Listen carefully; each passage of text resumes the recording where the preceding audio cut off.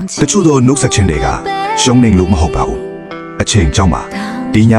အာဂျင်တီးနားဟာကမ္ဘာဗလာဘိုလ်လုပွဲမှာရှုံးနေချေပါတယ်ဒါပေမဲ့လူတိုင်းကိုဝန်နေစေခဲ့တာကဒီရှုံးပွဲတစ်ပွဲမဟုတ်ပါဘူးဒီနေ့ကစပြီးကမ္ဘာဗလာစင်မင်းပေါ်မှာနံပါတ်10ဝတ်ဆောင်နဲ့မက်ဆီကိုထပ်ပြီးမမြင်ရတော့ဘူးဆိုတဲ့အမှန်တရားပါပွဲပြီးဆုံးကြောင်းတိုင်းလူကြီးရဲ့ဝီစီးတန်ထပ်ပေါ်လာခဲ့အခါ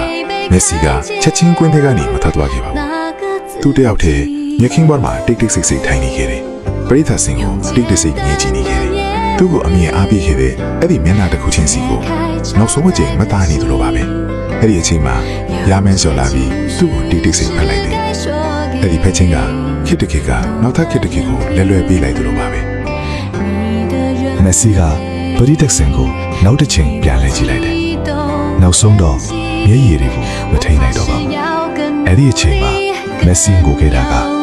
ကမ္ဘာဖလားကိုမကင်မြောင်းနိုင်လို့မဟုတ်ပါဘူးသူ့ရဲ့ဘောလုံးထမဘဝတလောက်သူနဲ့အတူရှောက်လာခဲ့တဲ့တန်းပေါင်းများစွာသောပရိသတ်တွေနဲ့တကယ်ကိုနှုတ်ဆက်ရမယ့်အချိန်ရောက်လာပြီဆိုတာကို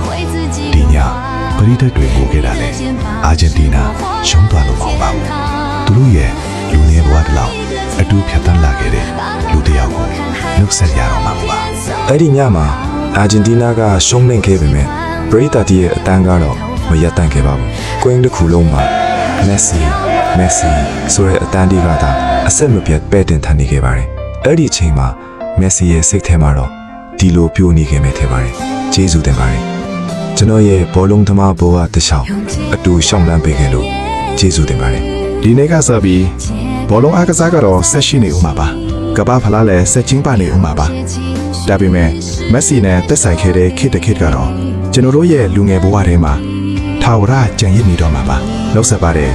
လီယိုနယ်မက်ဆီခေတ်တစ်ခေတ်ဒီမှာပဲအဆုံးသတ်သွားခဲ့ပါတယ်ဒါပေမဲ့ခင်များရဲ့နာမည်ကတော့အချင်းကိုကြော်ဖြတ်ပြီးရာစုနှစ်တစ်ခုလုံးအပေါ်တက်ရောက်မှုရှိနေဦးမှာပါမျိုးဆက်တစ်ဆက်ပြီးတစ်ဆက်ထာဝရပြောဆိုဂုဏ်ပြုခံရမယ်တန်တာရီတယောက်အဖြစ် selection ထန်နေဦးမှာပါ